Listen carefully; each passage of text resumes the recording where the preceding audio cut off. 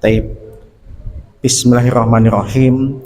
Assalamualaikum warahmatullahi wabarakatuh. Alhamdulillahi ala ihsanih wa syukurlahu ala taufiqi wa amtinani.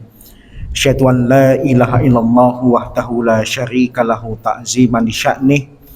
Wa asyhadu anna nabiyyana Muhammadan abduhu wa rasuluhu atta ila ridwani. Allahumma salli wa sallim wa barik alaihi wa ala alihi wa ashabihi wa ikhwanih amma ba'd. Allahumma la sahla illa ma ja'altahu sahla wa anta taj'alu hasna idza syi'ta sahla. Allahumma inni a'udzubika min qalbin la yakhsha wa min du'ain la yusma wa min nafsin la tashba wa min ilmin la yanfa. Allahumma inni a'udzubika min haulal arba'. Alhamdulillah, pada kesempatan pagi hari ini Allah Subhanahu wa taala pertemukan kita kembali dan kita lanjutkan kajian kita membahas tafsir ringkas surat-surat yang terdapat di dalam juz 28. Kita terakhir sudah membahas beberapa ayat pertama yang terdapat dalam surat As-Saff, surat ke-61. Taib, kita review dulu apa yang sudah kita bahas dalam surat As-Saff. Yang pertama, Allah Subhanahu wa taala di dalam ayat ini memulai dengan kalimat tasbih kepadanya.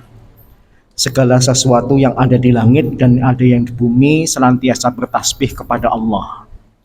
Adapun makna tasbih sering kita bahas. Tasbih itu memposisikan dari hal-hal yang tidak layak disematkan kepada Allah berpindah ke hal-hal yang layak untuk disematkan kepada Allah. Misalnya Allah itu tidak layak disematkan dengan apa? Allah disematkan dengan keyakinan Allah itu punya anak, Allah itu lemah, Allah itu pengetahuannya cuma di langit, tidak tahu tentang kejadian di bumi, ini tidak layak. Kita berpindah kepada keyakinan bahwasanya Allah itu tidak punya anak, kekuasaan Allah itu mutlak dan Allah itu mengetahui segala sesuatu yang ada di langit dan di bumi. Adapun tasbih di dalam ayat ini para ulama berbeda pendapat, apakah tasbih yang bermakna lafal atau tasbih yang bermakna yang lain.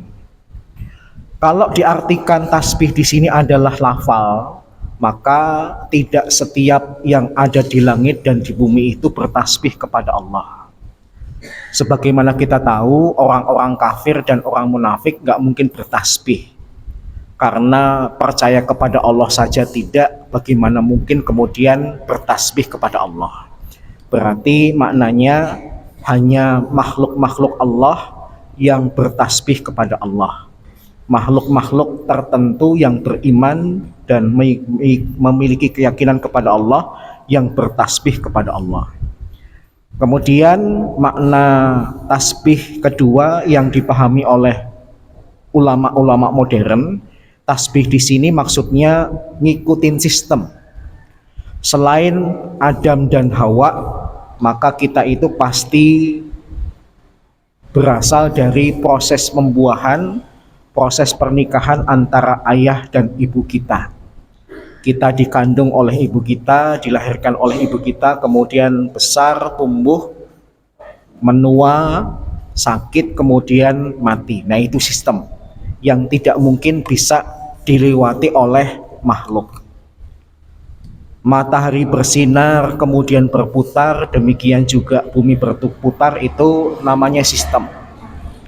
Matahari dan bumi tidak diberikan kuasa untuk melakukan kehendaknya sendiri. Matahari kok kemudian hari ini aku tidak bersinar, nggak ada. Matahari itu senantiasa bersinar sesuai dengan perintah Allah dan baru akan redup atau padam sinarnya itu ketika hari kiamat. Kemudian di ayat kedua dan ketiga Allah Subhanahu wa taala menyindir orang-orang beriman yang ketika berbicara tidak melakukan apa yang dia bicarakan. Bahkan Allah Subhanahu wa taala memberikan statement, orang yang berbicara tapi tidak melakukan apa yang dia katakan, Allah sangat murka kepada mereka. Ayat ini konon ada sababun nuzulnya, yaitu ketika para sahabat berkumpul, kemudian mereka bertanya kepada Rasulullah, "Ya Rasulullah, amal apa sih yang paling Allah cintai?" Sempat Rasulullah diam karena belum tahu jawabannya. Sampai beberapa waktu kemudian Allah menurunkan jawabannya, dan ternyata jawabannya itu adalah jihad. Para sahabat bertanya amal apa yang paling Allah cintai, kemudian dapat jawaban amal itu adalah jihad. Tapi ternyata di antara sahabat ada yang melaksanakan apa yang menjadi konsekuensi pertanyaan mereka, namun disayangkan ada juga sahabat yang tidak melaksanakan konsekuensi pertanyaan mereka. Ada sahabat yang kemudian ketika tahu ternyata jihad itu amal yang Allah cintai kemudian berjihad, tetapi ada juga yang ketika tahu jihad adalah amal yang Allah cintai, mereka tidak berjihad. Maka Allah sindir mereka, Allah memberikan informasi Allah sangat benci terhadap orang-orang yang demikian. Meskipun sabab nuzulnya adalah kondisi seperti itu, tapi para ulama mengembangkan maknanya. Ayat ini juga bisa ditujukan kepada orang-orang yang hobinya nadar, tapi ketika bernadar tidak dilaksanakan.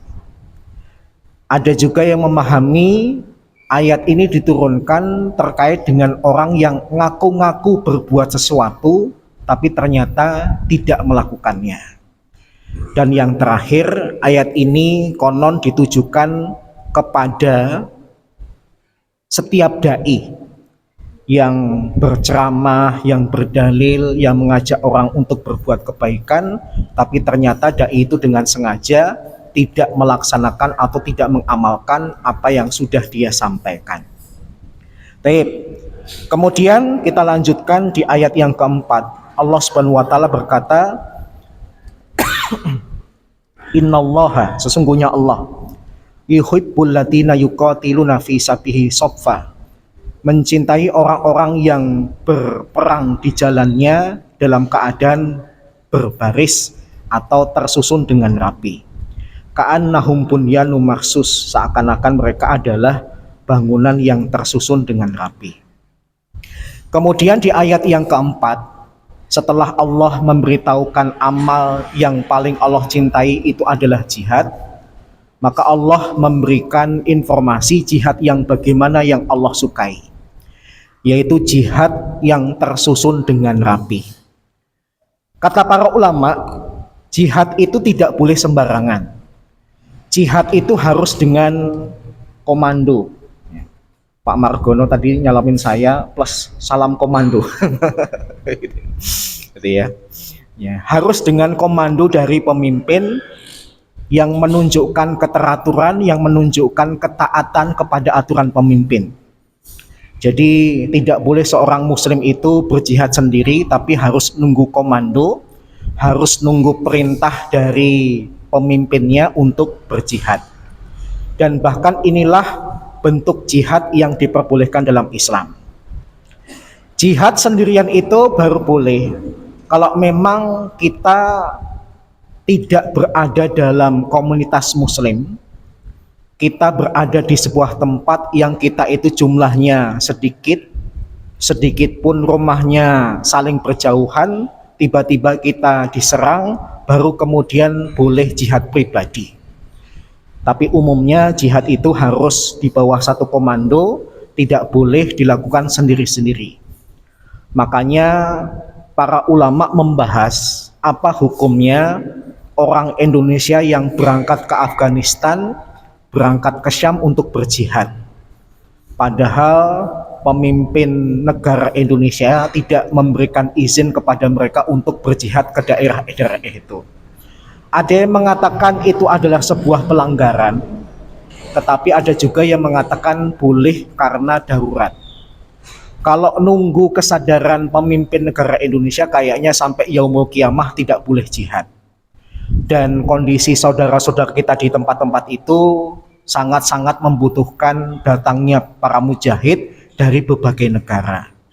Tetapi dari perbedaan pendapat ini, bagaimanapun memang rasanya agak berat, saya lebih cenderung kepada yang pertama.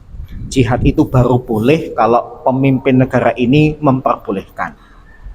Baik, kemudian Allah Subhanahu wa taala melanjutkan wa id qala Musa liqaumihi, dan ingatlah ketika Musa berkata kepada kaumnya, ya qaumi, wahai kaumku, lima tu'dunani, kenapa engkau mengganggu diriku, wa qad ta'lamuna, padahal kalian sudah tahu, anni rasulullah ilaikum, sesungguhnya aku adalah utusan Allah untuk kalian.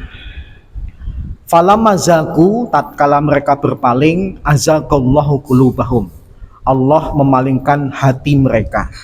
Wallahu la yahdil qaumal fasikin, dan Allah tidak memberikan petunjuk kepada orang-orang yang fasik. Dilanjutkan di ayat yang ke-6, wa id qala Isa bin Maryam, dan ingatlah ketika Isa bin Maryam berkata, ya Bani Israel, wahai Bani Israel, ini Rasulullah ilaikum, sesungguhnya aku adalah utusan Allah untuk kalian, musaddiqal lima baina yadayya minat Taurah, yang membenarkan ajaran sebelumku yaitu Taurat, wa mubasyiran bi rasuli ya'ti min ba'di ismuhu Ahmad, dan aku berikan kabar kepada kalian tentang datangnya Rasul sesudahku, namanya adalah Ahmad. Falamma ja'ahum bil bayyinat, tatkala Rasul itu datang kepada kaumnya, qalu hadza sihrun mubin, mereka berkata ini adalah sihir yang nyata. Kalau Bapak Ibu perhatikan gaya bahasa Nabi Musa dan Nabi Isa kepada Bani Israel ada perbedaan. Padahal Musa dan Isa itu sama-sama berdarah Bani Israel dan sama-sama berdakwah kepada Bani Israel. Tapi ketika ketemu dengan kaumnya, Nabi Musa mengatakan wahai kaumku, sedangkan Nabi Isa ketika bertemu dengan kaumnya mengatakan wahai Bani Israel. Kenapa dua rasul ini gaya bahasanya beda? Kata para ulama, karena Nabi Musa itu bapak dan ibunya orang Bani Israel, maka hubungan darah beliau dengan Bani Israel begitu dekat. Sedangkan Nabi Isa, hubungan kekerabatan dengan Bani Israel itu cuma dari darah ibu saja. Sebagaimana kita tahu, Nabi Isa itu nggak punya bapak, sehingga Nabi Musa begitu dekat dengan Bani Israel mengatakan wahai kaumku. Tapi kalau Nabi Isa tidak begitu dekat, makanya dia mengatakan wahai Bani Israel. Paham ya? Sama-sama berdarah Bani Israel, berdakwah kepada Bani Israel, kenapa gaya bahasa kepada kaumnya beda? Yang satu mengatakan wahai kaumku, yang satu mengatakan wahai Bani Israel. Selain itu, Nabi Isa ingin mempertegas bapakku itu bukan Allah. Makanya Allah membahasakan Nabi Isa Isa bin Maryam. Harusnya di belakang bin itu kan nama bapak, tapi cuma Nabi Isa yang ketika disebut bin nama ibunya. Seakan-akan Allah ingin mempertegas Maryam itu ya ibu sekaligus bapak, bukan Allah bapaknya. Ini sebuah keyakinan yang semakin mempertegas keyakinan orang-orang Kristen, Katolik dan sebagainya adalah keyakinan yang batil. Baik, kembali kepada ayat yang kelima, ketika Nabi Musa berkata kepada kaumnya, wahai kaumku, kenapa kalian mengganggu aku padahal kalian sudah tahu aku itu Rasul untuk kalian. Apa gangguan yang dilakukan Bani Israel kepada Nabi Musa? Kalau kita sebutkan satu persatu terlalu banyak. Bani Israel itu siapapun rasulnya pasti diganggu, karena Bani Israel itu pengennya ketika Bani Israel mengangankan sesuatu, harusnya rasul itu menjadi sarana untuk keinginan mereka menjadi sebuah kenyataan. Padahal tidak setiap permintaan itu dikabulkan oleh Allah. Kalau permintaan itu berupa hawa nafsu atau permintaan yang salah, ya bagaimana mungkin Allah Subhanahu wa taala mengabulkan. Tapi Bani Israel kalau Rasulnya tidak sesuai dengan keinginan mereka, mutung, marah, kemudian diganggu. Para ulama diantaranya menyebutkan gangguan yang pernah dilakukan Bani Israel kepada Nabi Musa itu apa? Yang pertama, Nabi Musa itu pernah dituduh punya penyakit kelamin yang kalau kita nyebutnya hernia. Bahasa Jawanya apa ya hernia? Kelaminnya agak kendor itu apa? Saya kayaknya pernah dengar istilah bahasa Jawanya. Apa bahasa Jawanya, Pak? Apa? Kondor, gitu ya. Ya. Nabi Musa itu pernah dituduh Bani Israel punya penyakit kelamin kondor dan kulitnya itu banyak penyakitnya kayak sisik ular. Kenapa Bani Israel menuduh Nabi Musa seperti ini? Karena dulu Bani Israel itu di kalangan laki-laki punya kebiasaan mandi di sungai bersama. Jadi karena mereka punya kebiasaan mandi di sungai bersama, Nabi Musa nggak mau. Nabi Musa pengennya kalau mandi itu sendiri. Nah karena nggak mau gabung dengan umatnya, kemudian dituduh, jangan-jangan kelaminnya kondor, jangan-jangan kulitnya itu penuh dengan penyakit. Sampai Allah kemudian tidak terima, Allah menyiapkan sebuah rencana di mana tuduhan Bani Israel itu kemudian terbantahkan semua. Ketika Nabi Musa sedang mandi sendiri dan pakaiannya diletakkan di atas batu di pinggir sungai, Allah Subhanahu wa taala menjadikan batu itu bisa berjalan. Nah, karena batunya berjalan dan di atas batu itu pakaiannya Nabi Musa, Bapak lagi mandi. Kemudian pakaian Bapak lari. Apa yang Bapak lakukan? Ngejar kan? Nah, Nabi Musa akhirnya nggak jadi menyebur ke sungai, tapi kemudian lari mengejar batu yang membawa pakaian beliau. Dan ketika mengejar itu melewati laki-laki Bani Israel yang sedang mandi bareng. Ya mohon maaf, berarti ngelihat Nabi Musa yang sedang lari dalam keadaan telanjang. Nah ketika ngelihat Nabi Musa dalam keadaan telanjang itu, maka terbantahlah tuduhan mereka. Ternyata Nabi Musa tidak mengalami hernia dan kulit Nabi Musa ternyata baik-baik saja, tidak berpenyakit. Jadi sejahat-jahat umat itu Bani Israel, sampai nabinya sendiri difitnah punya penyakit dan Allah Subhanahu wa taala tidak terima. Kemudian Allah buktikan Musa tidak punya penyakit baik hernia maupun penyakit kulit. Dan kisah ini sahih, terdapat dalam Sahih Bukhari dan Sahih Muslim. Ya. Kemudian yang kedua, Nabi Musa itu terganggu dengan Bani Israel apalagi. Ketika Nabi Musa mengajak Bani Israel hijrah dari Mesir ke Palestina dengan cara dibelahkan Laut Merah untuk mereka. Bahkan Laut Merah itu bukan cuma satu belahan, tapi dibelah menjadi 12 sesuai dengan jumlah suku Bani Israel. Sempat Bani Israel itu mendapatkan perkataan dari Nabi Musa, sungguh dalam perjalanan pelarian ini kita akan ditolong oleh Allah. Tapi tatkala mereka sampai di tepi Laut Merah, sebelum laut itu akhirnya dibelah oleh Nabi Musa, timbul keraguan Bani Israel. Ya Musa ini gimana?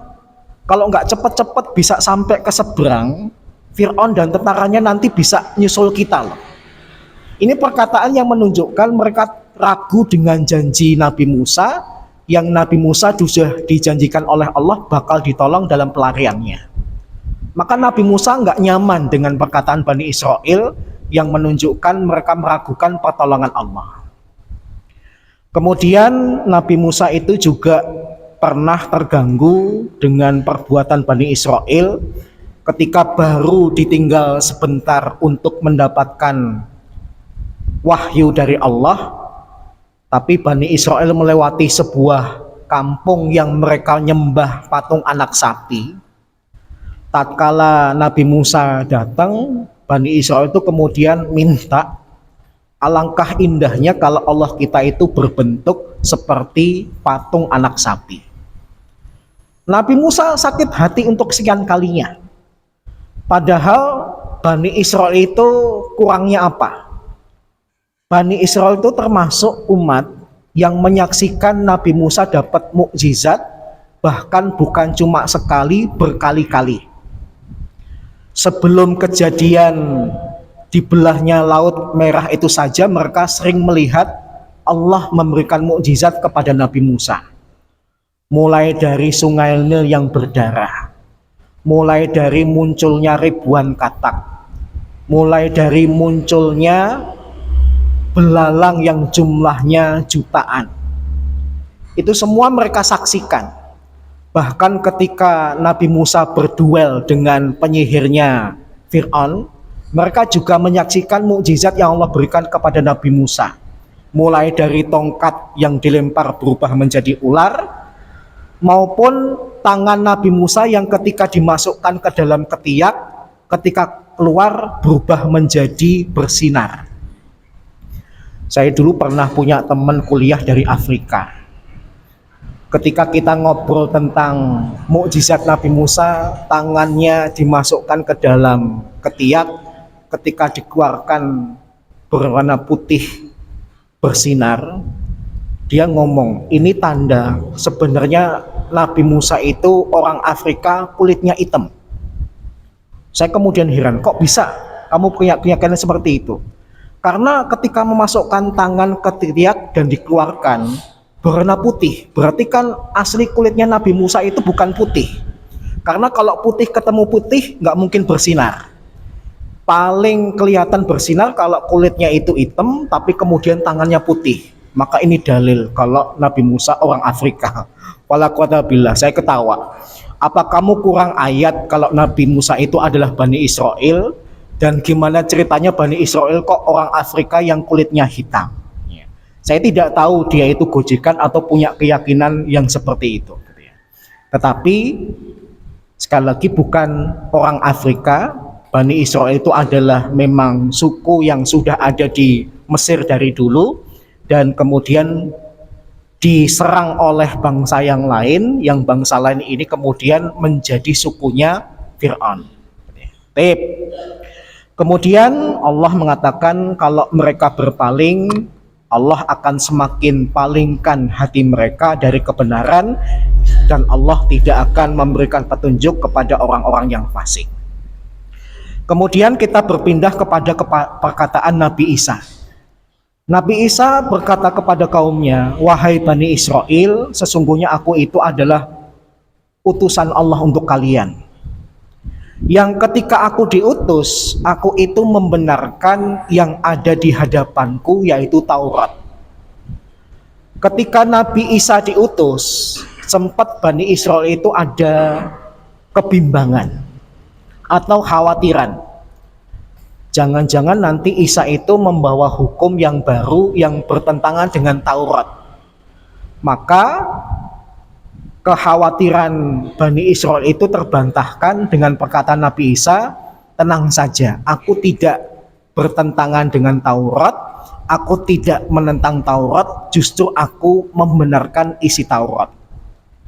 Kenapa beliau membenarkan isi Taurat? Karena Taurat berasal dari Allah, dan sama-sama Musa maupun Isa adalah Rasulullah. Gimana ceritanya sama-sama Rasul kok ajarannya bertentangan? Dan Nabi Isa itu kemudian dibenci oleh Bani Israel atau Yahudi karena tidak sesuai dengan ekspektasi orang-orang Yahudi atau Bani Israel. Setelah Nabi Isa dan setelah Nabi Musa dan Harun meninggal, Bani Israel itu sempat berharap moga-moga kalau nanti Allah ngutus Rasul lagi, Rasul yang berani angkat pedang, Rasul yang berani berperang, dan Rasul yang berani menambah wilayah kekuasaan. Orang-orang Bani Israil itu berharap Rasul setelahnya nanti akan seperti Nabi Daud. Nabi Daud itu berani angkat pedang, berani berperang, bahkan kemudian membuat kerajaan. Tapi ternyata Nabi Isa itu seumur hidup nggak pernah angkat pedang. Nabi Musa tidak pernah berperang karena Nabi Musa mengajarkan kedamaian. Sehingga Nabi Isa tidak ada peluang untuk menambah wilayah kekuasaan karena Nabi Isa fokus berdakwah kepada Bani Israel, tidak seperti Nabi Daud yang juga menjadi rasul dan raja. Karena tidak sesuai dengan ekspektasi, akhirnya Nabi Isa dapat tuduhan macam-macam. Di antara tuduhan yang paling keji adalah Nabi Isa itu adalah anak hasil zina. Kalau Nasrani itu menganggap Maryam disetubui oleh Allah, tapi kalau Yahudi punya keyakinan Maryam itu pernah disetubui oleh Yosef si tukang kayu. Maka ini adalah tuduhan yang luar biasa kejamnya terhadap Nabi Isa yang merupakan rasul mereka sendiri. Kemudian informasi kedua dari Nabi Isa, selain membenarkan Taurat, beliau kemudian juga memberikan kabar gembira. Nanti sepeninggalku akan ada rasul lagi yang bernama Ahmad. Perhatikan lafal ismuhu Ahmad, namanya Ahmad. Para ulama memiliki 3 pemahaman tentang lafal ismuhu Ahmad, namanya Ahmad. Kalau kebanyakan para ulama tafsir kemudian mengutip hadis yang diriwayatkan oleh Al-Bukhari dan selain beliau, bahwasanya Nabi itu pernah berkata, li khamsatu asma, aku itu punya 5 nama.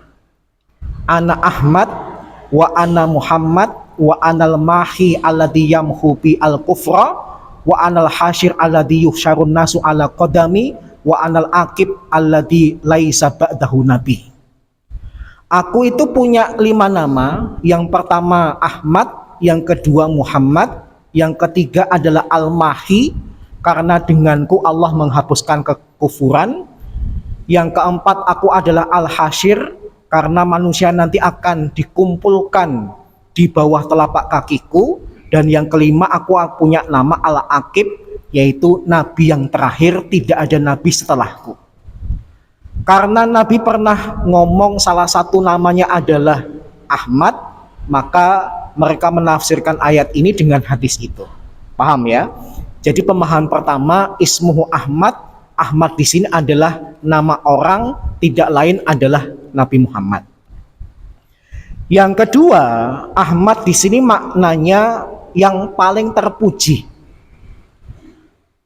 Kenapa orang ini paling terpuji? Karena kebaikannya paling banyak. Dan siapakah orang yang paling banyak kebaikannya? Tidak lain adalah Nabi Muhammad. Jadi kalau yang kedua pakai pemahaman, dia paling banyak kebajikannya, menjadi orang yang terpuji. Dan siapakah orang yang paling banyak kebajikannya sehingga menjadi orang yang paling terpuji? Tidak lain adalah Nabi Muhammad. Yang ketiga, Ahmad dalam bahasa Arab kalau dibenturkan dengan fiil, kata kerja, berarti aku memuji. Dia adalah sosok yang paling banyak memuji Allah. Dan siapakah manusia yang paling banyak memuji Allah? Tidak lain juga Nabi Muhammad. Nabi Muhammad mengajarkan kepada kita dari mulai bangun tidur sampai kita akan tertidur kembali itu isinya pujian kepada Allah. Mulai dari bangun tidur, pujian kepada Allah, apa Bapak? Doa bangun tidur. Alhamdulillahilladzi ahyana ba'da ma amatana wa ilaihi nusyur. Gitu ya. Alhamdulillahilladzi afani fi jasadi wa radda ayalaya ruhi wa adinali bitikrih. Nabi juga terkadang menambahkan lafal doa yang lain yang juga ada pujian. Alhamdulillahilladzi afani fi jasadi. Segala puji bagi Allah yang sudah menyehatkan badanku. Wa radda alayya ruhi, dan mengembalikan kepada tubuhku ini rohku. Jadi dalam konsep Islam, kalau bapak dan ibu sedang tidur itu sebenarnya rohnya lagi jalan-jalan. Kalau enggak balik berarti bapak ibu mati, tapi kalau balik ya bangun ya. Sehingga jangan main-main dengan perkara tidur. Makanya Imam Al-Ghazali mengatakan an-naum syibhul maut. Tidur itu mirip dengan kematian, sama-sama lepas rohnya. Kemudian yang ketiga, Nabi wa'adinali bidikrih, dan mengizinkan aku ketika dihidupkan kembali untuk mengingat Allah. Kemudian Nabi setelah bangun tidur baca apa? Ali Imran 190 sampai 200. Berarti berapa ayat? 11. Ya, ya. Kalau 191 sampai 200 10 ayat. Ini 190, berarti 190-nya dihitung 11 ayat. Bunyinya gimana, Pak? Mulai dari inna fi khalqis samawati wal ardi dan seterusnya, dan sampai ya ayyuhalladzina amanu sabiru wasabiru warabitu la'allakum tuflihun gitu ya. Itu etikanya kalau bangun tidur. Kira-kira Bapak dan Ibu bangun tidurnya gitu nggak tadi? Ya. Bangun tidur Bapak itu kayak atlet pencak silat. Bangun set. Ya etikanya ya. Kalau tidur itu ibarat komputer yang sedang di shutdown, lagi dimatikan. Maka ketika dihidupkan kembali, alangkah bagusnya kalau program pertama yang dijalankan dalam komputer itu adalah program yang mengingat Allah. Ketika buka komputer, buka program baca Al-Quran. Ketika buka komputer, maka buka program dzikir. Ketika buka komputer, buka program baca hadis-hadis Nabi. Jadi biasakan memulai hari dengan mengingat Allah dan menutup hari dengan mengingat Allah. Karena Nabi itu paling sering memuji Allah, maka disebut Ahmad. Mau pendapat pertama, kedua, dan ketiga, semuanya tidak pernah lepas yang dimaksud adalah Nabi Muhammad.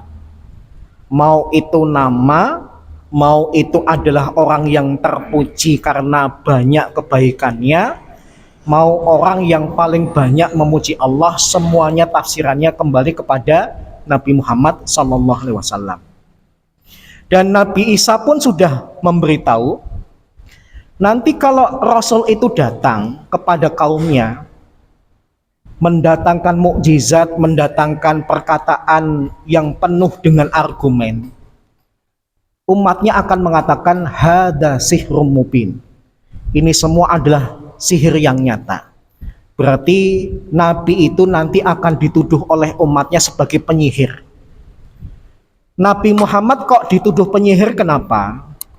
Karena dari zaman dulu sampai sekarang, kalau orang tidak suka dengan hubungan rumah tangga seseorang, biasanya datang ke penyihir, datang kepada dukun.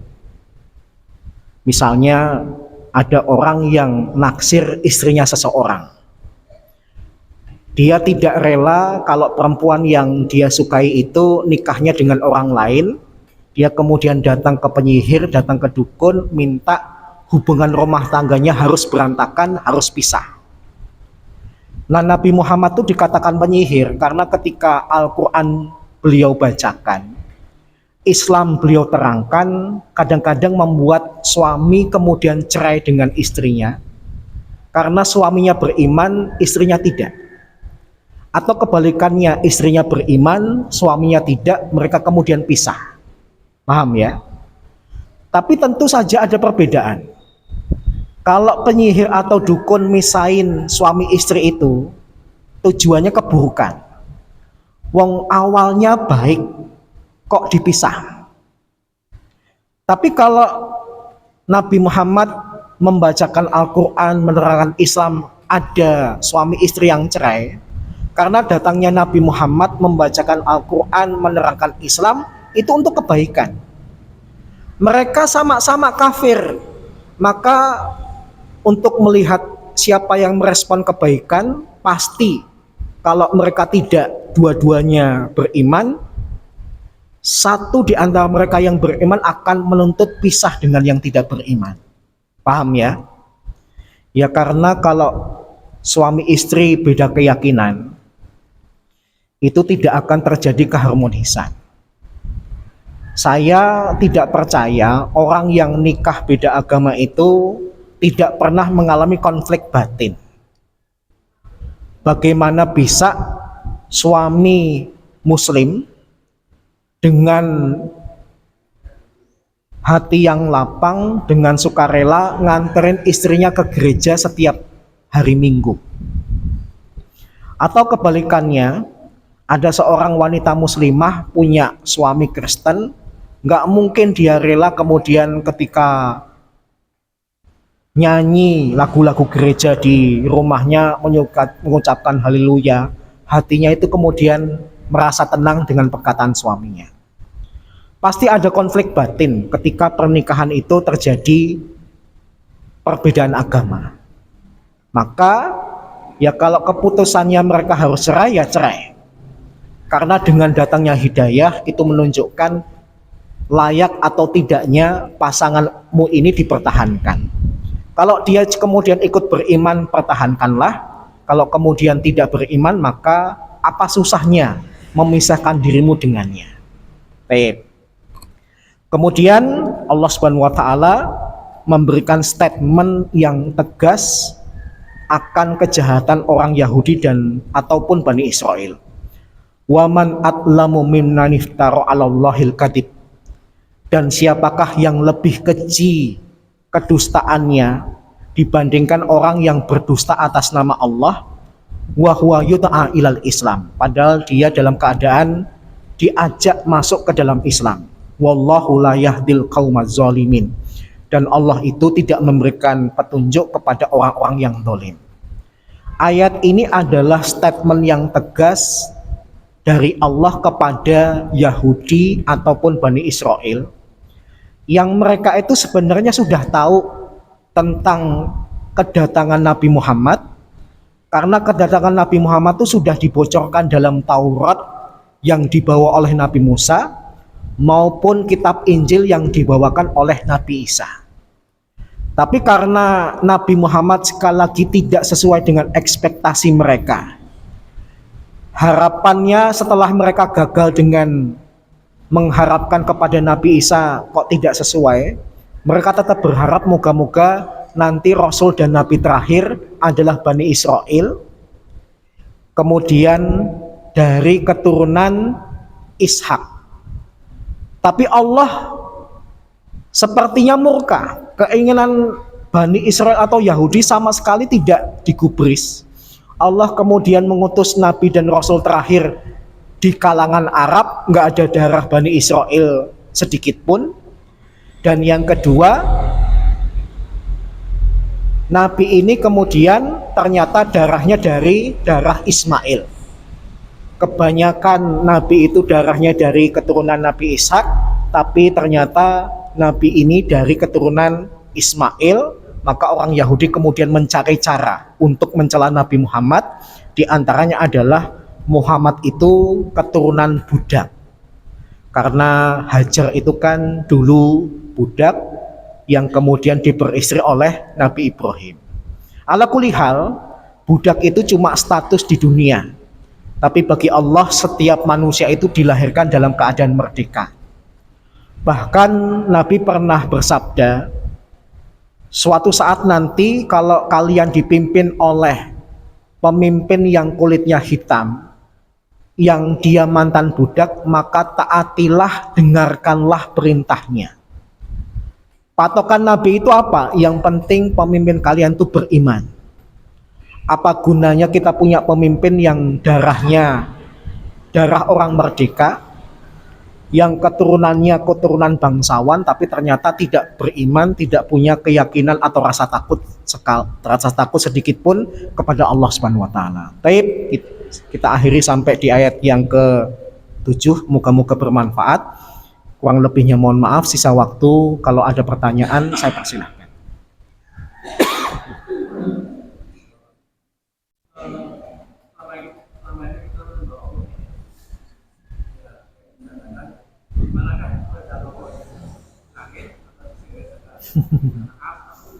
Ya.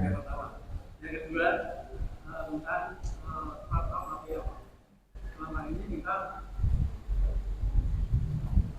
kita sudah mendengarkan imam-imam itu kalau baca surat Al-Fatihah ada yang baca Bismillahirrahmanirrahim, ada yang tidak baca Bismillahirrahmanirrahim tapi baca dalam hati. Padahal surat Al-Fatihah itu Bismillah itu adalah ayat pertama. Ini Oke, yang pertama terkait dengan apa tadi? Ya, Ainallah, di manakah Allah? Baik, ini pertanyaan yang sensitif, gitu ya.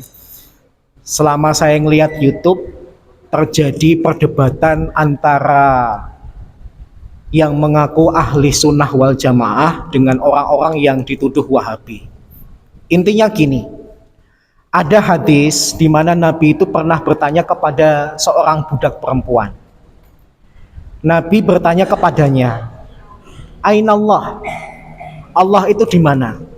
Kemudian wanita itu menjawab, Allahu fis sama. Allah itu di langit.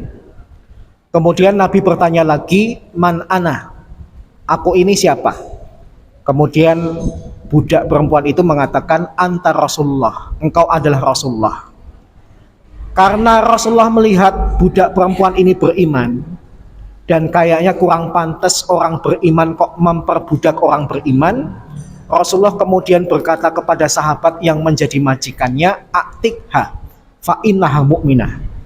Bebaskan dia karena dia beriman kepada Allah Subhanahu wa taala. Yang pertama tidak bisa kita pungkiri, ketika Nabi bertanya kepada budak perempuan, dia menjawab Allah di langit.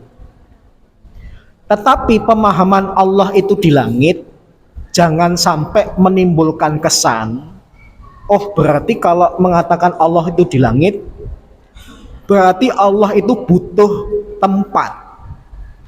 Padahal yang butuh tempat itu makhluk. Sehingga kalau sama-sama butuh tempat, berarti menyamakan Allah sama dengan makhluknya, atau dengan istilah dalam akidah mujassimah. Allah itu dianggap punya fisik, yang fisik itu butuh tempat untuk berada. Sekali lagi tidak. Jawaban di dalam hadis itu, Nabi membenarkan jawaban dari budak ini ketika ditanya Allah itu di mana, Allah di langit. Yang kedua, di dalam Al-Quran kan juga ada ayat Ar-Rahmanu alal arsyistawa. Allah itu beristiwa di atas arsy. Dan tidak dipungkiri arsy itu di mana? Di atasnya langit. Paham ya? Tetapi dalil-dalil ini tidak menunjukkan kalau orang mengatakan dengan hadis tadi Allah di langit, atau Allah itu di atas arsy dan arsy itu di atasnya langit, berarti Allah itu butuh tempat. Paham ya? Karena ranah pertanyaan akidah itu kadang-kadang nyebelin, kadang-kadang berbahaya. Misalnya ada orang-orang ateis bikin pertanyaan, kalau Allah itu maha kuasa, bisa nggak Allah menciptakan batu yang sangat besar sampai Allah sendiri nggak bisa ngangkat? Itu kan pertanyaan yang konyol. Nyiptain sendiri, nggak bisa ngangkat sendiri gitu. Pertanyaan kayak gitu sebaiknya nggak usah dijawab kalau bapak dan ibu belum pernah belajar akidah dan filsafat Islam loh ya. Saya bicara filsafat, jangan dibayangkan belajar filsafat sampai kemudian kayak tokoh-tokoh filsafat seperti siapa ya, seperti tokoh-tokoh filsafat Yunani. Tapi kita itu perlu ngolah otak biar orang yang berargumen dikalahkan dengan argumennya sendiri. Nah itu butuh waktu yang lama, butuh rujukan yang banyak supaya bapak dan ibu bisa menjawab pertanyaan kayak gini. Tapi kalau nggak bisa, minimal jangan dijawab. Karena nanti kalau dipaksakan dijawab, nanti terjebak dengan pertanyaannya. Jadi pertanyaan kan lucu. Bisa nggak Allah menciptakan batu yang sangat besar, yang sampai Allah nggak bisa ngangkat? Kalau kita bicara tentang menciptakan segala sesuatu, Allah Maha Pencipta. Tapi kemudian pertanyaan menjebak, yang sampai Allah sendiri nggak bisa ngangkat. Ya nggak mungkin ada batu yang nggak bisa Allah angkat, berarti Allah nggak Maha Kuasa dong. Itu kalimat yang menjebak, hati-hati, gitu ya. Seperti ketika saya ditanya, pernah ada juga banyak yang bertanya kepada saya, Allah itu di mana? Saya pun jawab dengan Al-Quran dan hadis, Allah Ar-Rahmanu 'alal 'arsy istawa atau Allah fis sama. Tapi ini bukan menunjukkan berarti Allah itu butuh tempat untuk berada.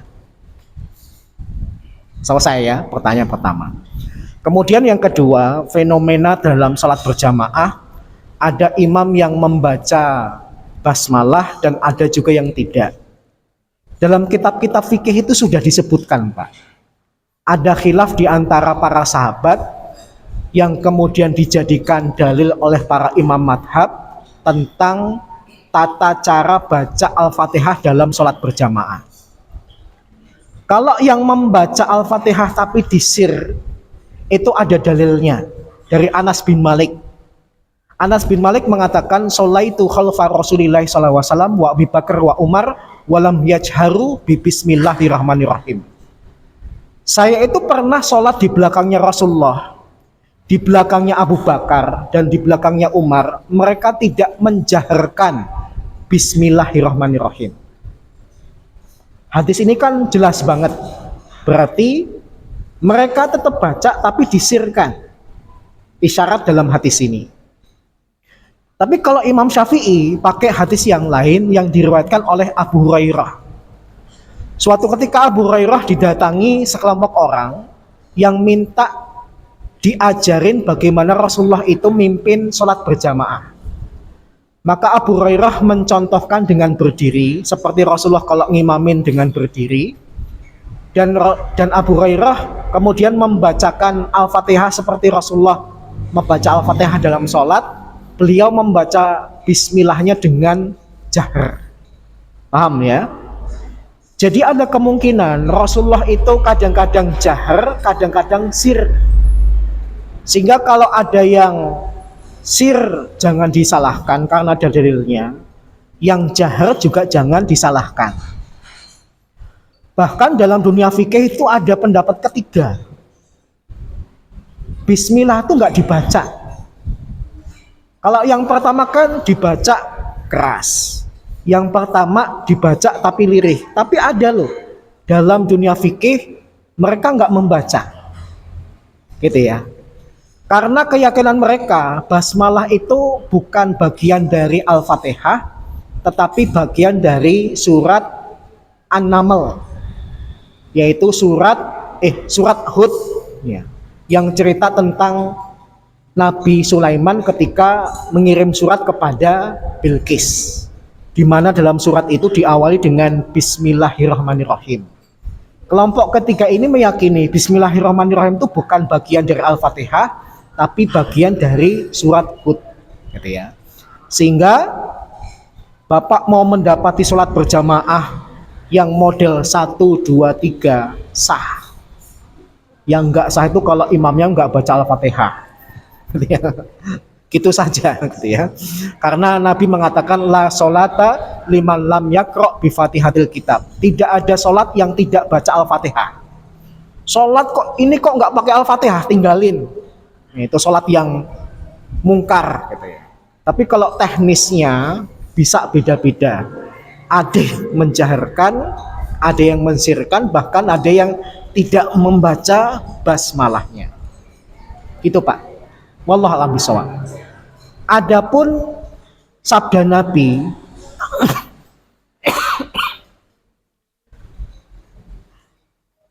ketika Nabi berbicara tentang Al-Fatihah, Nabi pernah bersabda, utitu as-saba al-masani.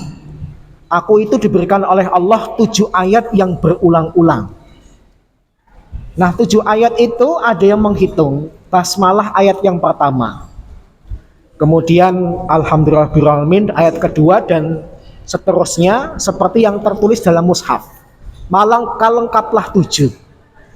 Tapi yang berpendapat basmalah bukan ayat pertama, berarti ayat pertama alhamdulillahirabbil alamin, arrahmanirrahim, maliki yaumiddin, iyyaka na'budu wa iyyaka nasta'in, ihdinas siratal mustaqim, siratal ladzina an'amta 'alaihim, ghairil maghdubi 'alaihim waladdallin. Ayat yang ke-7. Mereka berdalil di zaman Nabi nggak ada penomoran ayat. Yang ada informasi Al-Fatihah itu 7 ayat. Makanya ketika merinci tentang 7 ayat itu, para ulama berbeda pendapat. Ada yang mengatakan basmalah ayat pertama, tapi ada juga yang mengatakan bukan ayat pertama, konsekuensinya nanti di ayat yang terakhir itu dianggap 2 ayat. Ya, wallahu a'lam bishawab. Ada lagi? Oke, Mas.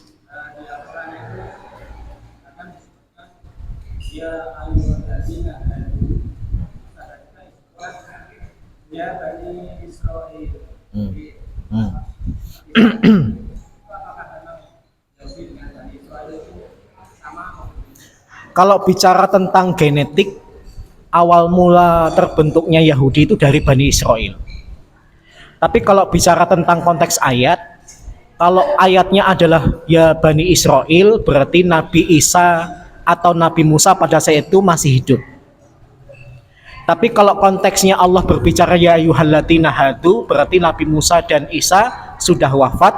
Allah langsung ngomong kepada orang Yahudi yang hidup setelah 2 nabi ini meninggal. Paham ya? Kalau dilihat dari segi keturunan sama-sama Bani Israel. Tapi kalau bicara tentang konteks, ada kemungkinan yang pertama Nabi Musa dan Isa masih hidup, tapi kalau yang kedua berarti Nabi Isa dan Nabi Musa sudah meninggal. Pak Margono.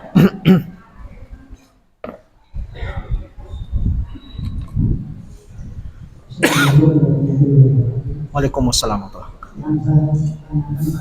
Masalah suasana dulu saya ingat waktu sahur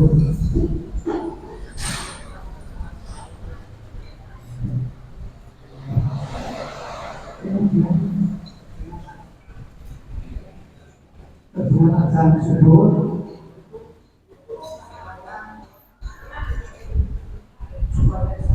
Ya.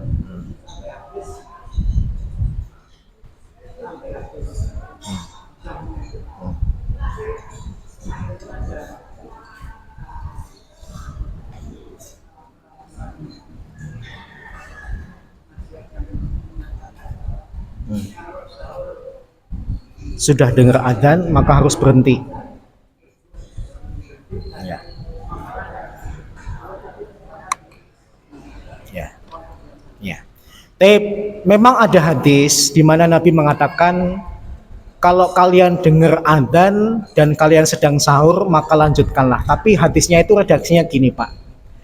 Kalau kalian dengar adzannya Bilal dan kalian masih sahur maka lanjutkanlah. Tapi kalau kalian dengar adzannya Abdullah bin Umi Maktum maka berhentilah sahur. Karena sebagaimana kita ketahui ada masjid yang subuhnya itu adzannya 2 kali, ada masjid yang adzannya cuma 1 kali. Adzan di zaman Nabi itu 2 kali. Yang pertama yang memandangkan adzan lebih dulu adalah Bilal. Itu tanda qiyamul lail. Berarti kalau sedang qiyamul lail masih boleh sahur. Tapi kalau sudah adzan yang kedua yang dikumandangkan oleh Abdullah bin Umi Maktum, itu tanda masuk waktu sholat subuh. Berarti sahurnya harus berhenti. Nah, di tempat kita tidak terbiasa dengan adzan 2 kali. Adzannya cuma sekali. Dan adzan yang cuma sekali itu adalah tanda masuk waktu sholat subuh. Berarti kita berhenti dari sahur. Jadi pengertiannya, kalau dengar adzan lanjutkan sahurmu itu kalau model adzannya 2 kali. Adzan pertama qiyamul lail, adzan kedua sholat subuh. Tapi kalau kita kan terbiasa cuma adzannya sekali, yang itu adalah tanda maksud sholat subuh, maka ketika dengar adzan waktu sholat subuh kita berhenti dari sahur. Wallahu a'lam bishawab. Demikian, sampun ya. Moga-moga bermanfaat. Kita tutup dengan doa kafaratul majelis dan hamdalah. Subhanakallahumma wa bihamdika asyhadu an la ilaha illa anta astaghfiruka wa atubu ilaik. Alhamdulillahirabbil alamin. Assalamualaikum warahmatullahi wabarakatuh.